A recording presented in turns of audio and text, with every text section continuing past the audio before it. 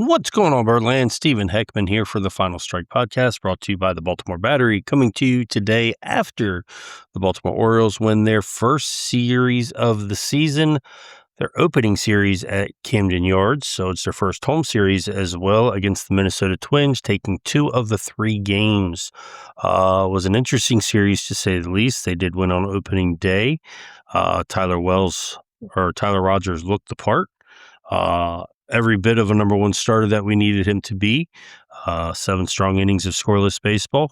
Kyle Bradish came in, followed behind. Looked like he had some control issues. Maybe a little bit of nerves were getting the best of him, or he was just overthrowing because it looked like some of his pitches were sailing up.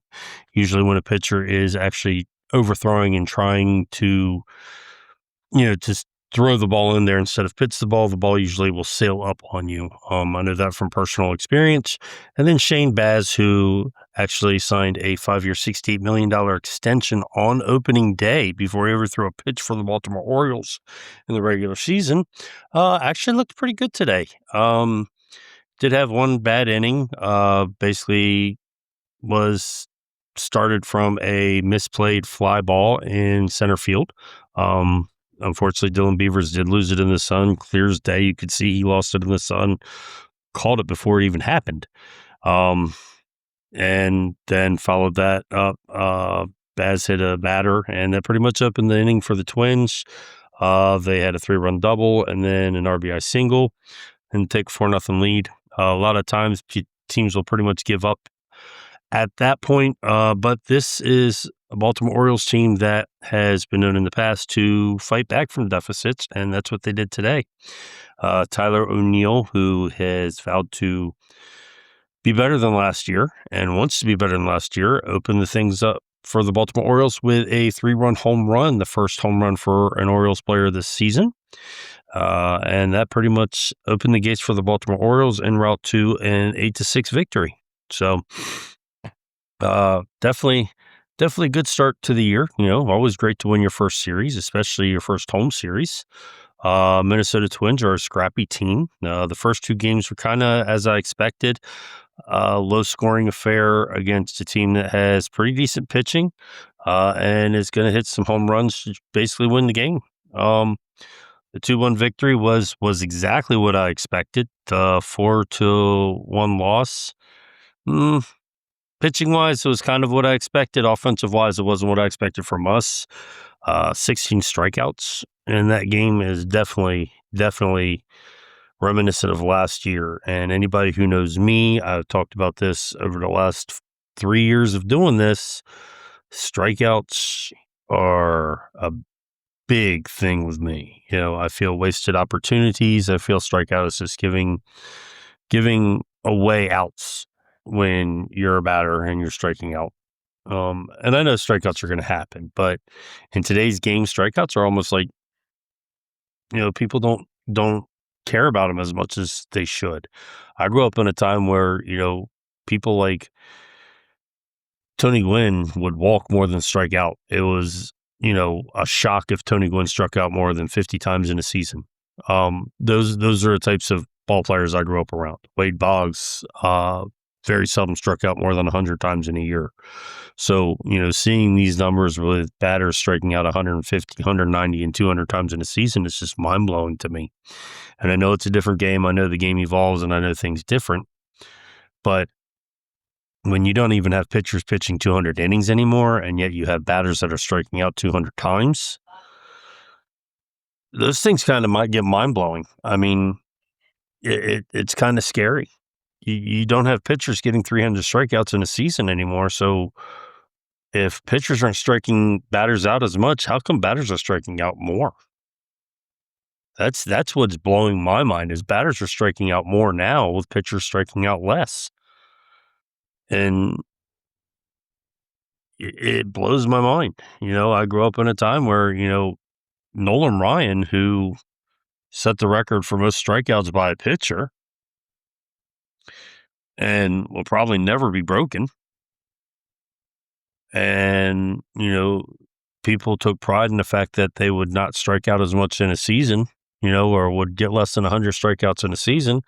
And nowadays, Pitchers aren't even pitching 200 innings and aren't even striking out 300 batters in a season. It's kind of like, wait a minute, what am I missing here? How are batters striking out so much more and pitchers striking out less batters than what I'm used to seeing? It's just mind-blowing, but that's what your bullpen's for. Your bullpen's coming in, and you got these guys coming in here throwing, look at Ryan Helsley today. He threw 102 miles an hour today. He threw in his first game with the Baltimore Orioles, he threw more 100-mile-per-hour pitches in that game than the Orioles as a team through the entirety of 2025. That's just mind-blowing. That's a mind-blowing stat when you think about it. I mean, it was something back then when Nolan Ryan threw over 100 miles an hour. But I digress. We're not here to talk about back then anything. We're here to talk about today, and we're here to talk about the Baltimore Orioles. Before the series got underway, it was announced Shane Baz signed a 5-year, $68 million extension. Fantastic. I like to see that the Orioles are investing in young, promising talent. Last August we signed Samuel Basallo to a 8-year, $67 million contract. So that is another investment into a young prospect.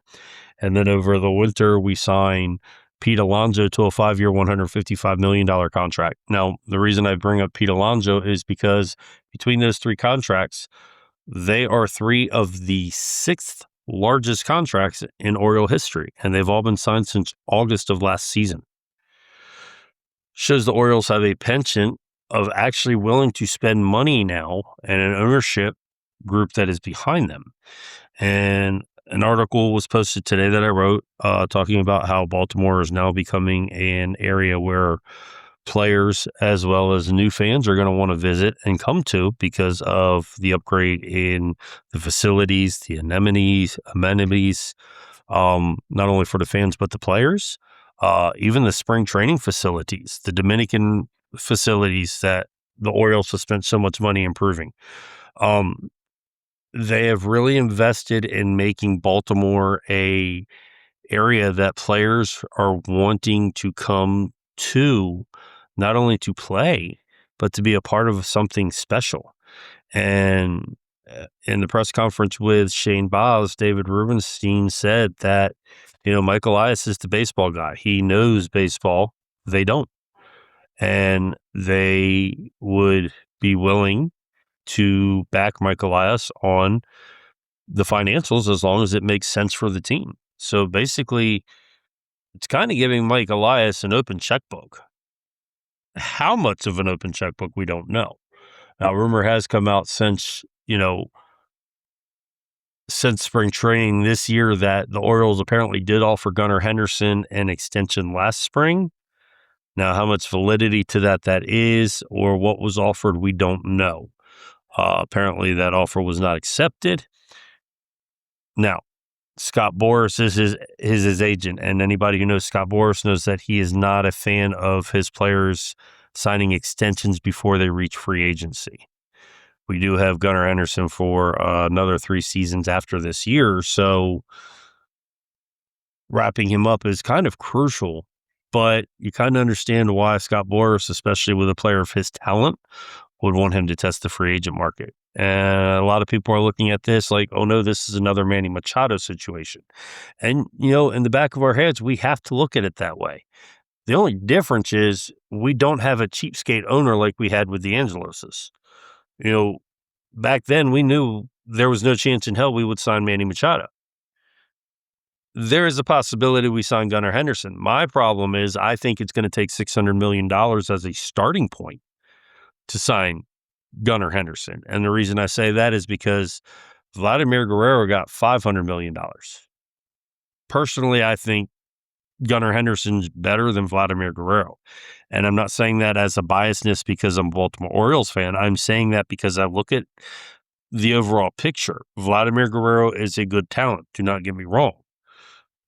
But Gunnar Henderson brings more to a team in a more demanding position as a more high-profile player with speed, power, agility, and can hit to all corners of the field.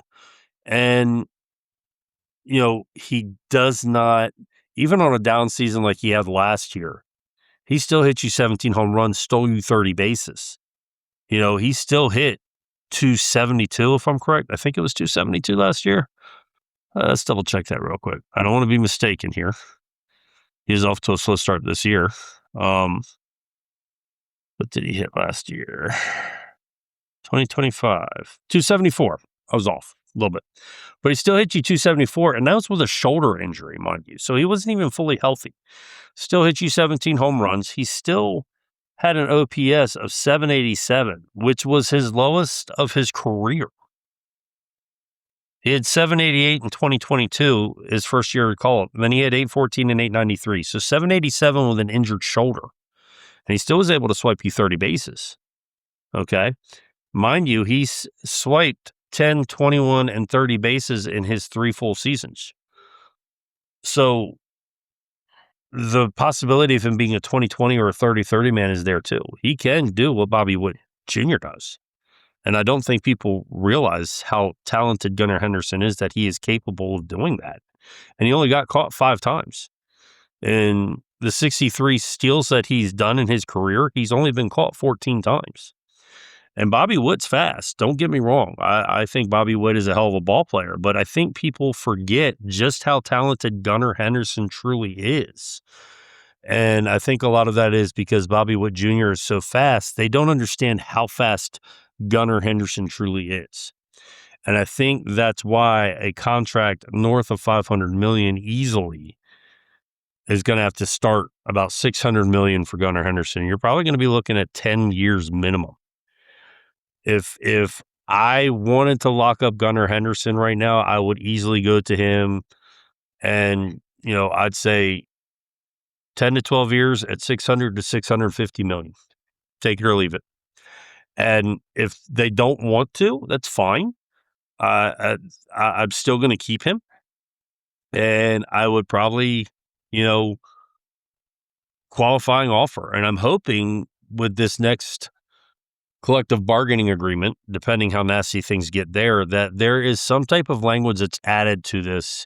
Because, they do it in the NFL, they do it in the NBA. I'm not sure if they do it in hockey, but they have it where your best players, you have the ability to retain them in some aspect without another team taking them from you. So like in the NBA, your best player, you can offer a larger contract than any other team can offer them.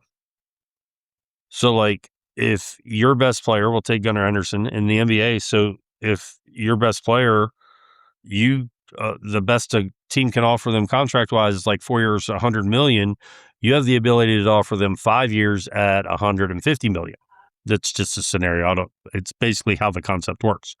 Whereas in football, you have the franchise tag that you can use, which basically you have the exclusive franchise tag, which prevents them from actually talking to any other team. Or you have the regular franchise tag, which means if they do sign with another team, that you actually get compensated picks for. With baseball, you have a qualifying offer, and the qualifying offer basically just, it rejects and you get, basically like a competitive balance round pick. Nothing too outlandish. And I'm sorry, for somebody like Gunnar Henderson to extend a qualifying offer, and if all I'm getting is one competitive balance round pick out of it, what is to stop me from not trading him the year before or trading him during the offseason? Or before the offseason gets here. There's no incentive not to, especially if you have a player who has an agent like Scott Boras, who usually doesn't allow his players to sign before free agency starts. So I'm hoping once they get past all the other BS with the CBA, that something like that's put in there to help teams keep their players, their bigger name players. Because I'm sorry, a player like Elly De La Cruz, Cincinnati shouldn't be able to lose him. It's a team that doesn't have the ability to sign massive contracts like the Mets, the Yankees, Boston, and I'm sorry, I'm going to have to put Baltimore in that category now because Baltimore has an ownership group that has 8 of the top 100 billionaires in the world in their ownership group. So they have the ability to sign these contracts.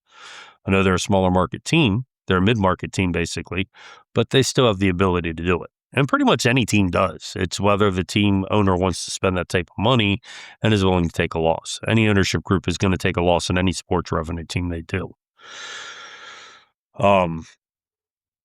So, those are the things, and there's a lot of players that the Orioles have that they've got to look into. I mean, Jackson Holliday has Scott Boras as a free agent. I don't know if Colton Cowser does. Jordan Westberg, I think, does. Adley Rutschman does not.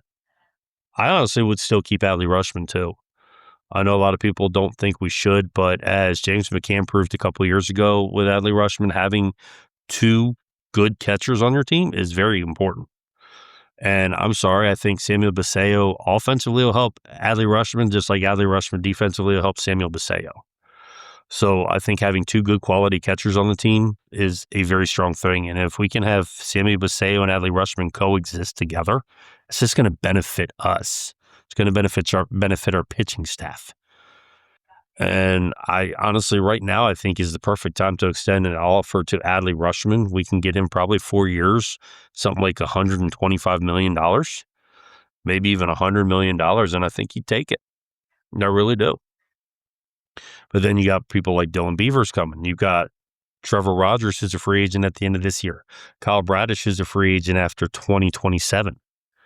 That's if we have a 2027 baseball season, which I personally don't think we will. We discussed this before in one of the previous podcasts. So we'll see what happens with that. Other news, Dean Kramer was sent down before the start of the season. Can't say I was honestly too shocked at that. He kind of has a massive 6+ ERA in the month of April. He's always been a slow starter. So I'm not too upset about it. The soonest he can come back is actually April 9th.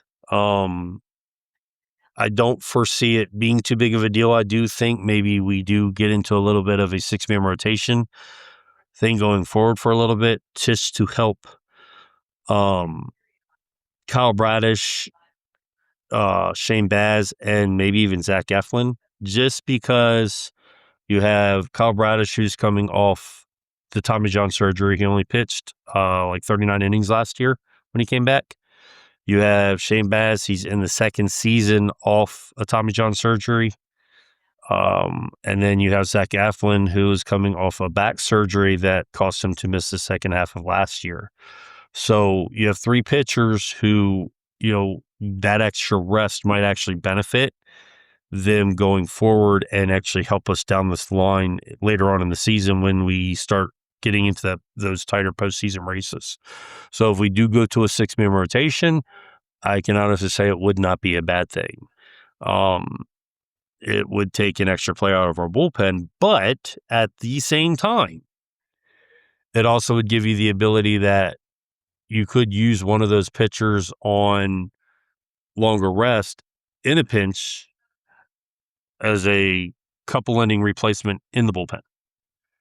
So it does help with a 6-man rotation because you can use the pitcher in multiple ways too. So there's some benefit there. Other good news is Jackson Holliday was supposed to start a rehab assignment this past Friday. So we should be seeing him hopefully relatively soon. Still waiting to see what's going on with Jordan Westberg when he can start his rehab assignment.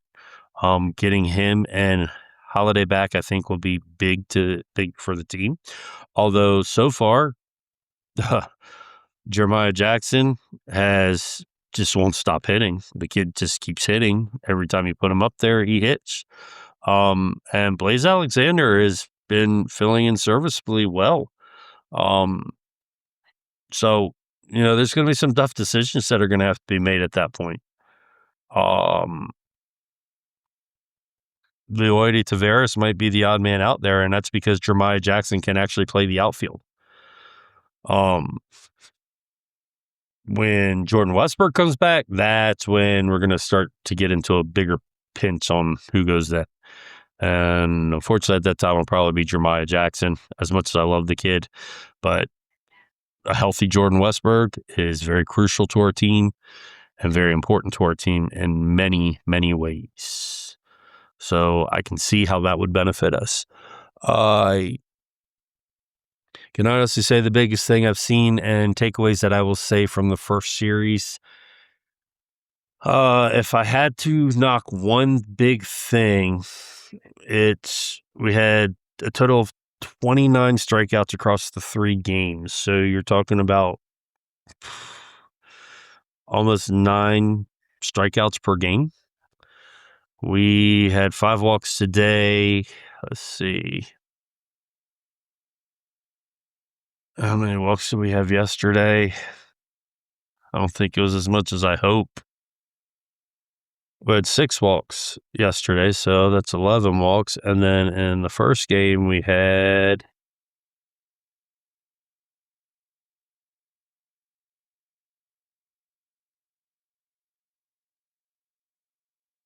3 walks. So 29 strikeouts and 14 walks across the 3 games. So basically, it's 9 walks or 9 strikeouts and 4 walks per game.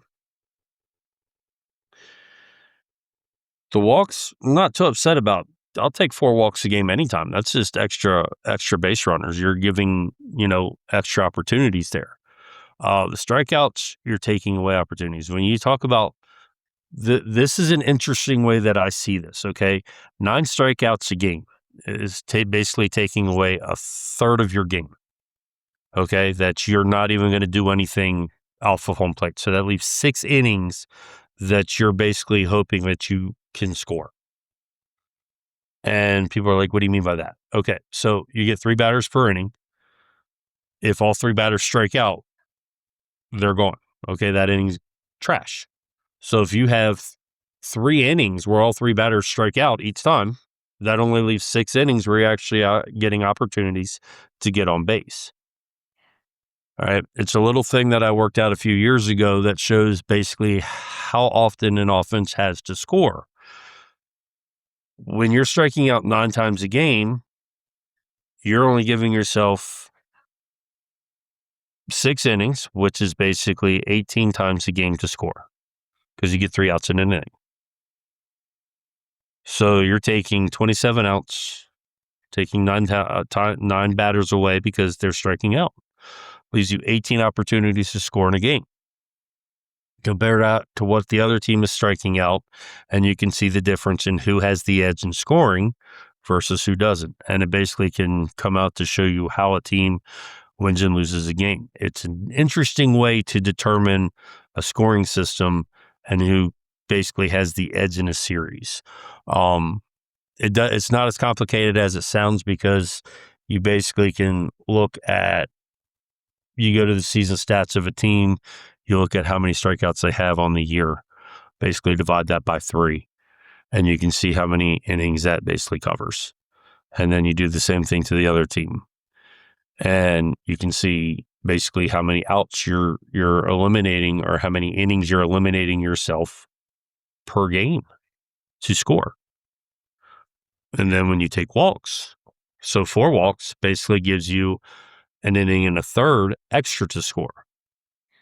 So in that situation, if you're striking out 9 times a game and you're walking 4 times a game,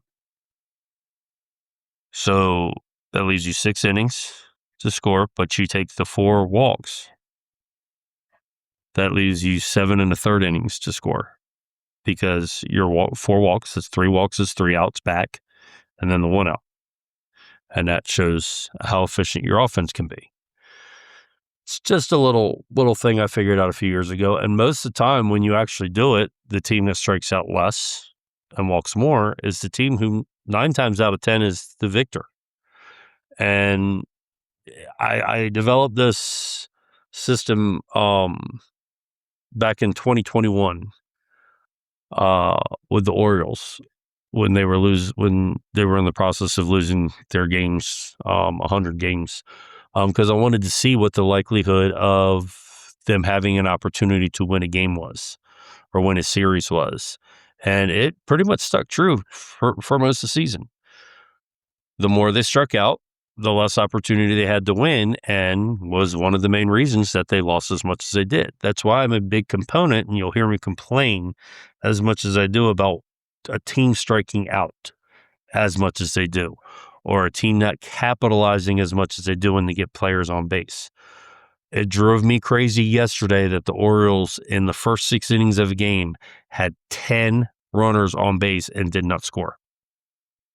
It was the most frustrating thing in the world, because you have 6 innings, which is a total of 18 outs. And of those 18 outs, you had 10 runners on base. Those are just extra outs that you gave yourself to score, and you couldn't capitalize with it. That's the difference between winning and losing a game. And those are the things that frustrate me. And I know it's beginning of the year, but as I said yesterday to the guys in the group, this is not just a one-day thing. This is something that has been a problem for the Baltimore Orioles for the past few years. They do not capitalize with runners on base. We have new pitching coaches that apparently their philosophy is more patience, more discipline at the plate, and yet we're not seeing it yet.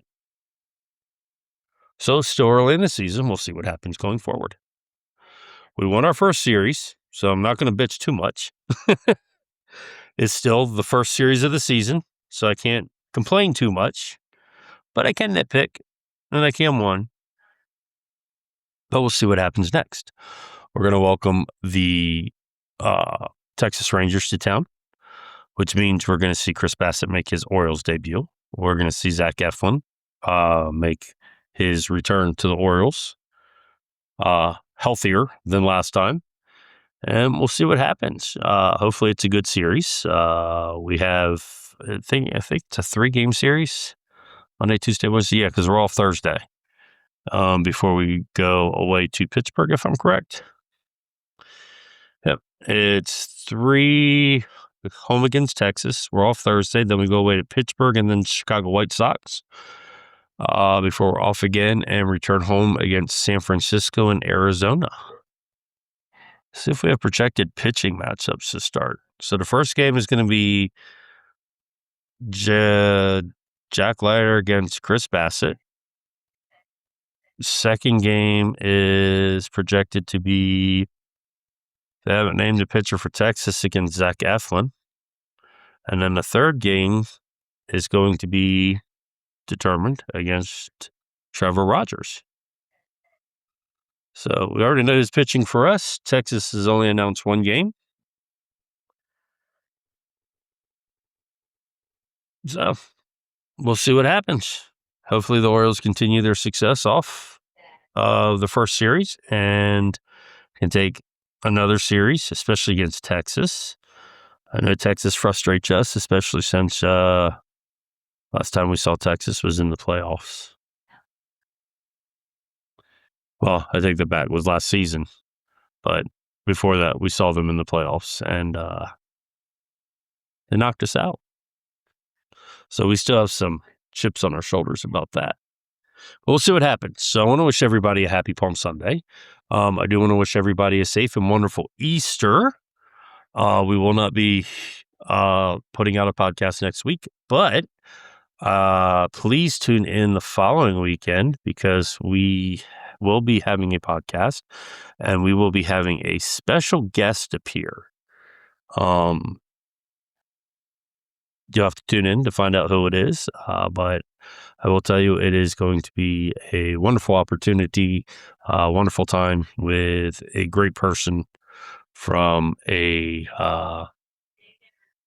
great group. So please make sure you tune into that. Make sure that not only do you like and share this, but you are subscribed. Subscription is free. All you have to do is just follow us, and that does it. The more we get our numbers up, the more we're going to be able to have live We're going to be able to go live and then actually have live shows where we get to have you on and you can ask questions and we can answer them live as we're communicating with you. So that's what we want to get to, because we want to make you more involved with this, maybe even watch games with you at the same time so you can ask questions while the games are going on. We can have a Q&A session with me and one of our guests or even somebody from the Baltimore Battery. I think it'd be a lot of fun to include you all more involved, get you all more involved. So make sure you like, you share, make sure you follow. I say subscribe because in YouTube it does say subscribe. Make sure you like, share, and follow. Let your friends know, please, and comment. What do you want to hear? What do you want to ask? What do you want to know? I want you to all be a part of this. This is our 4th year, and I couldn't be here without you all.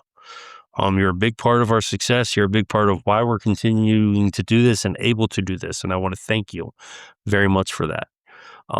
Also, I want to give a big shout out to the Baltimore Battery. Obviously, without them, I wouldn't be here.